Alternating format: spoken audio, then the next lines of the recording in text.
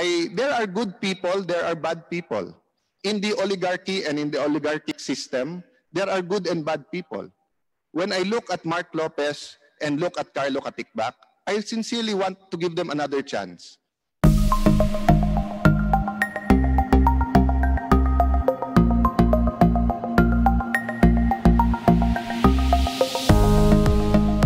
Madalas po, whether in secular terms or sa Bible, dinidikdik sa isip natin ng ating mga magulang. Kung anong ating itatanim, yan din ang ating aanihin. So allow me to just try to give the bigger picture at hindi lang DSWD ang pag-usapan ngayong hapon. Maikli lang, Mr. Chairman, permission to digress ng konti. Meron kasi akong kakwentuhan kanina sa text. Contemporary ko, pero bagong kakilala din lang. At pinag-uusapan namin yung idealism namin nung college. At sinasabi niya, yung ginagawa natin ngayon ay part ng idealism natin sa college, pero napaka-complex pala. At napakadali palang paniwalain ang tao sa mga maling konsepto kapag ka ikaw ay may pamilya na, pag ikaw ay may negosyo na, or in other words, kung you're already part of the system. So when we were all in college, bagamat iba yung mask na suot ng ating chairman, siya ay taga San Beda, katabi naman po niya ay taga Lasal, sa magkabilang dulo, si Mike Defensor at ako, I had the privilege of going to UP. Of course, si Secretary at ilan sa mga USEC dito are proud PMAers. All of us had the same idealism. We wanted to change the world. Hindi po ba? Wala pong grumagraduate sa atin na ang iniisip, yung personal lang. Maybe yung pamilya. Pero we really wanted to make a difference and change the world. That is why in 2016, when President Duterte running for president, and I had the privilege of running for his vice president, we made promises that we wanted to make sure we fulfilled. At isa sa promise na yan ay yung political, economic, socio-ecological system ay iibahin namin. Bakit po? Because under our present system, even good people are not only victims but tend to victimize. No? So, when we say do what is right, or pag sinabing dapat malinis ka, kung tayo lahat ay isda at ilalagay mo sa Pasig River, wala pong magiging malinis sa atin dahil madumi ang Pasig River. So ang ginagawa po ng Duterte administration ay nililinis ang Pasig River. No? Meron po talagang greedy. Meron po talagang tao na kahit anong gawin mo, more. Diba? Kahit sino masaktan gagawin. But I'd like to believe most of the people, hindi totoo yun. Even those part of the oligarchy. Even oligarchs during certain administration, complain of an uneven playing field. Panahon ni Marcos, meron po tayong cronies. Panahon po ni President Cory, meron tayong mga kapamilya, yung Pamilya, Inc., di ba? So sa bawat administrasyon, may sinasabing pinapaboran. Kaya I can tell you honestly, I looked the President in the eye before I vied for the speakership and told him, Mr. President, may nagawa ka na hindi nagawa ng dating mga Pangulo. Ano yon? Sabi ko, you level the playing field. Sa'yo, kahit gaano kayaman, kahit sino man sila, ano man ang relasyon sa'yo, kakilala mo o hindi, pantay-pantay ang paningin mo. Pero in every other administration, may paborito parati. At kung paborito yung isa, yung hindi paborito, umaangal. So pagpalit ng administrasyon, yung dating hindi paborito, o ako naman kasi nadihado ako nung isa. So even oligarchs complain of a non-level playing field. But that doesn't mean there's no oligarchy. So sa telco, you only have Globe and Smart. There are very, very good people in Globe and Smart. But talagang na-delay tayo sa pag-develop ng internet natin dahil dadalawa sila. And dahil ang interest din nila, while serving the Filipino, is also yung bottom line, yung kikitain at yung ibibigay sa shareholder nila. Kaya sabi ko, ecosystem. Hindi pwede yung isa will be very magnanimous, malulugi naman, yung isa namang kikita, edi from oligarchy, magiging monopoly naman. So, yes, there are oligarchs in the country. Yung nagsasabing wala at hindi to totoo, hindi ko alam kung nasaan mundo kayo. College pa lang tayo, national situation, local situation.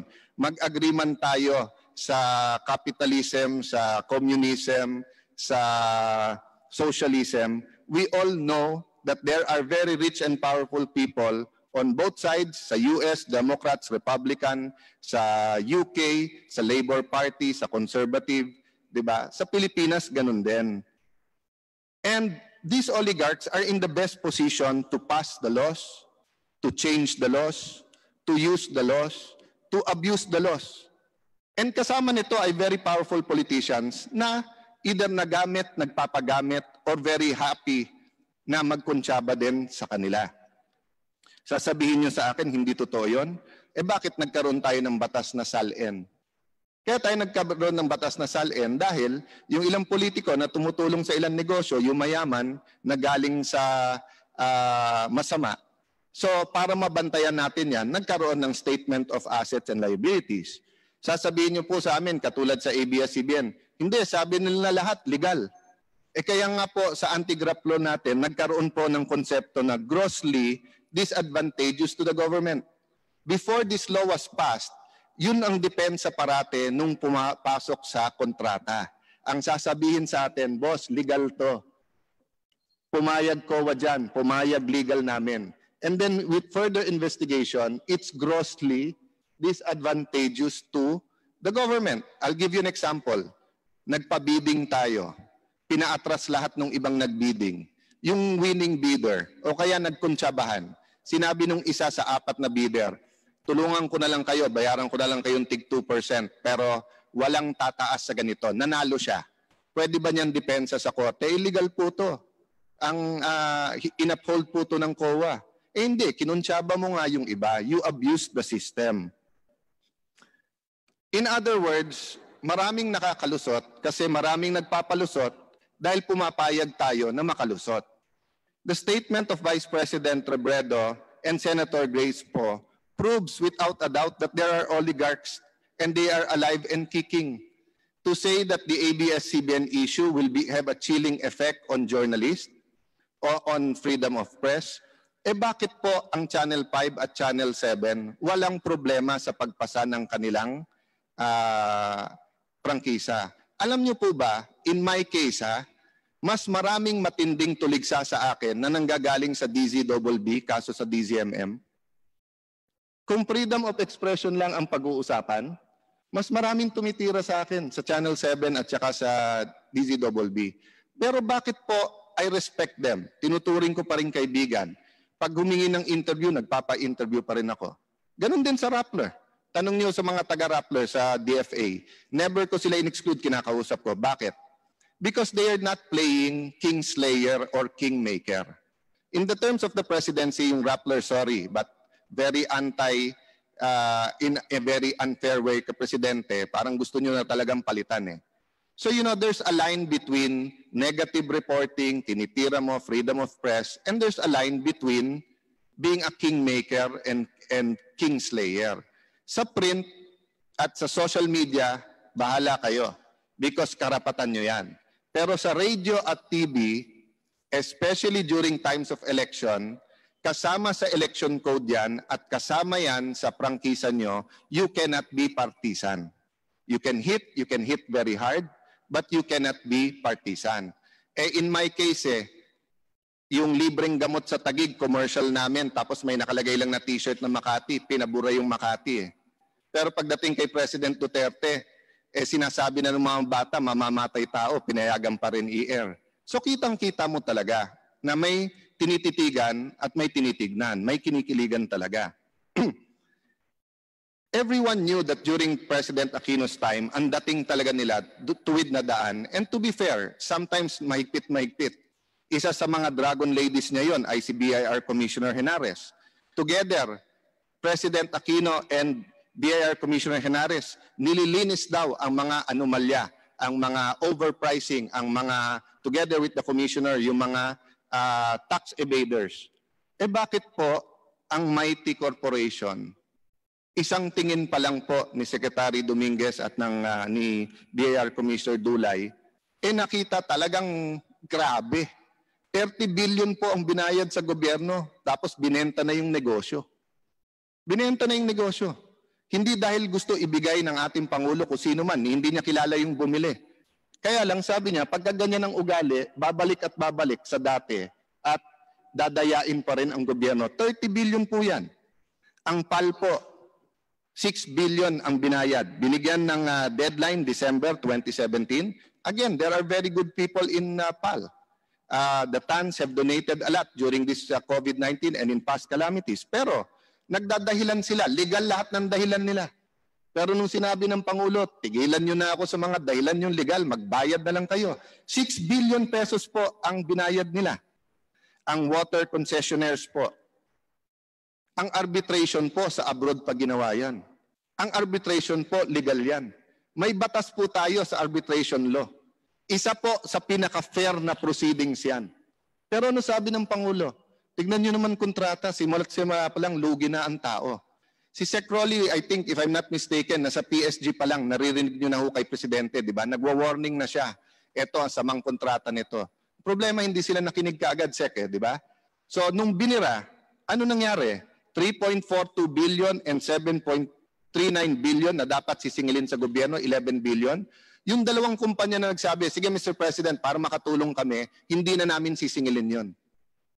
Oh, so kayo ngayon naman nagsasabing legal naman lahat sa ABS eh. Ba't hindi pa rin binigyan? Ano gusto niyo? Magbayad ang gobyerno ng 11 billion sa Manila Water at Maynila? Legal naman to eh. Tignan niyo po ang taxes.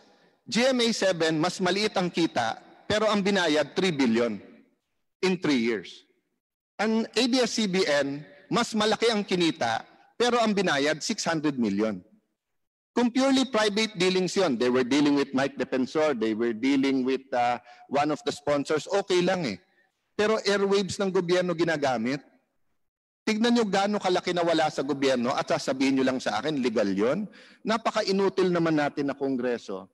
Kung lahat ng palusot na sasabihin, legal yon. Not everything that is legal is moral. And that's why you have a difference between legal and public policy.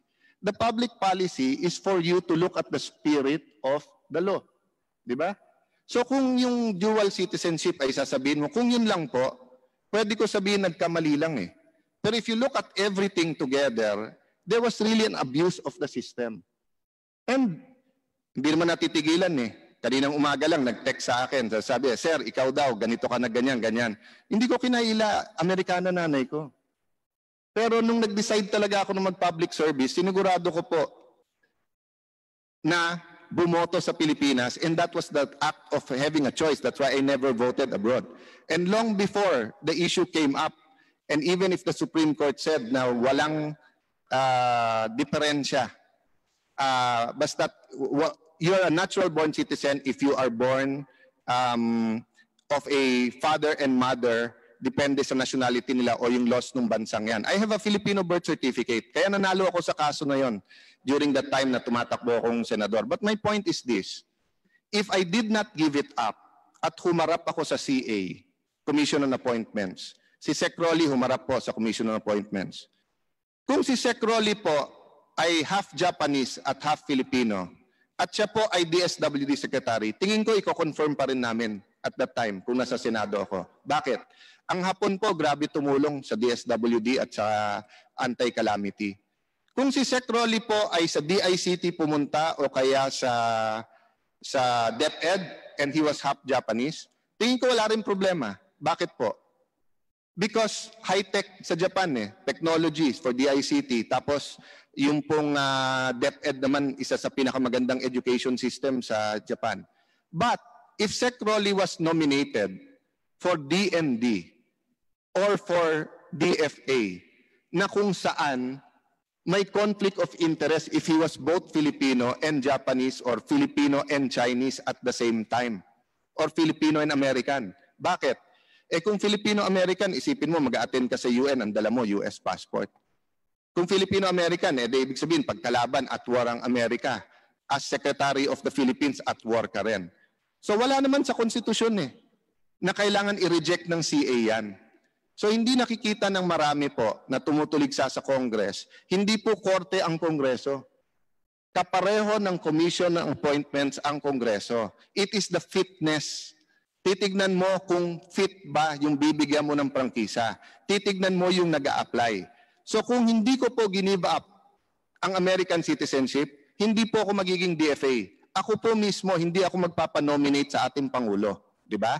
So, Mr. Gabby Lopez could have done two things. One, could have not accepted being an officer in ABS-CBN, or he could have renounced his citizenship before he became chairman. But we heard their testimony. Wala man lang remorse eh. Wala man lang nagsabi sa kanila, boss, baka nagkamali kami, nakinig kami sa abogado namin. Boss, dito sa Big Dipper, sorry, billion na wala sa inyo, pero yan ang advice ng tax lawyers eh. Boss, dito sa labor, dapat sinettle na namin yung iba dito rather than tiniyaro ng tiniyaro. Boss, dito sa Amkara, tama kayo. Tignan niyo po ang PESA law. Ang sabi sa PESA law, bring in investment and more workers. Yung Big Dipper po, dalawa lang kliyente, parehong ABS-CBN. Hindi nagdagdag na empleyado. So, what is the purpose of giving them that big a tax break from 2009 to present? And what is the purpose of us all saying it's legal? Eh kung gawin din ng Channel 7 yan, kung gawin din ng Channel 5. So mali po si Senator Grace Pot, mali po si Vice President na may chilling epekto sa legitimate free press and media. Hindi. May chilling epekto dun sa abuso ng sistema. The same thing po na nangyari sa ibang malalaking negosyo sa ating bansa. So am I saying that these are evil people? Hindi po. Tignan nyo lahat ng post ko. I never said I was holier than anyone else. Sabi ko nga, we're all equally guilty dahil nasa isang sistema tayo. There are good people, there are bad people. In the oligarchy and in the oligarchic system, there are good and bad people. When I look at Mark Lopez and look at Carlo Katikbak, I sincerely want to give them another chance because I think their generation is different. And I think they had good plans for ABS-CBN. But could I tell my 70 colleagues, ignore the last 50 years. Ignore na yung ginawa sa tax. Ignore yung ibigay sa labor para bigyan ng pagkakataon itong dalawa. Hindi po namin magawa yun eh. No? So even si Presidente, tingin niyo po ba? Ayan po, I mean, hindi pwede magsalita si Sec. Rolly dahil as PSG, he has to be quiet. But I was in the room with him many, many times. It breaks the President's heart pagkakakilala niya na nangurap, i-fire niya. It breaks the President's heart pagkakakilala niya pero malaking negosyante at kailangan niyang birahin. But you have to make a choice eh. Di ba? Are we for this system? So mabalik dun sa college dreams natin, no? We're in a chance now to change the ecosystem. We're not saying kayo guilty. Hindi. Sinasabi ko lahat tayo guilty. So our job is to fix what's broken, to bring new life to a new socio-political and economic system. It is sad that it's happening during this time na COVID. Kung pwede lang po na yung libong empleyado ng ABS o yung mga artista na may pera, magbuo kayo ng kooperatiba. Kayo na ang magtayo. Sabi naman ni Presidente, benta nyo, no problem. Yung mighty naman, binenta. Tuloy-tuloy naman eh. Hindi naman galit ang Presidente sa ABS itself. Yung sa pag-abuso sa sistema. So we are asking all of you, rich or poor, Bisaya, Ilocano, Bicolano, Tausug, Maranao, Phil-Am, Filipino-Chinese, Filipino-Indian. We're asking all of you, work with the government. We are all guilty but we are all redeemable. Sabi po ni President JFK or John F. Kennedy, change things you cannot accept, but accept things you cannot change. No? So may mga bagay hindi natin ma-change. So sasabihin niyo po ba sa akin, Alan, dahil speaker ka na, dahil komportable ka, dahil maganda namang ginagawa niyo sa Taguig, don't rock the boat. Lahat naman po ng mga oligarchs may negosyo din sa inyo. Kilala mo din yung mga yan. Di ba? Nagtutulungan din kayo sa mga ibang bagay. If we don't rock the boat, paano yung future generation? Paano yung mga nasa college ngayon? Paano yung mga aktivista ngayon? Iba lang ang ating pananaw. Ang ibang aktivista ngayon na sinasabing human rights, wine-weaponize ang human rights at ang tinitignan yung sa kriminal, sa drug addict at saka sa umabuso sa sistema. But this government, this administration, and this Congress is very much pro-human rights. But human rights ng lahat ng Pilipino. This is our chance baguhin ang sistema. Baguhin yung oligarchic system. Anyway, ilan henerasyon na rin naman nakinabang yung mga pamilyang ito. Di ba? So, hindi naman natin inaagaw sa kanilang negosyo. At sila mismo, meron bang ama o ina na hindi sinasabi sa anak, anak, may mga kinailangan akong gawin sa henerasyon ko kasi ito sistema eh. Pero ngayon na magbabago na yung sistema, gawin nyo yung tama. So, encourage natin po na maliwanagan ng mga kabataan ngayon that there is true change in the air. It is sad that it is happening during this time of COVID, no?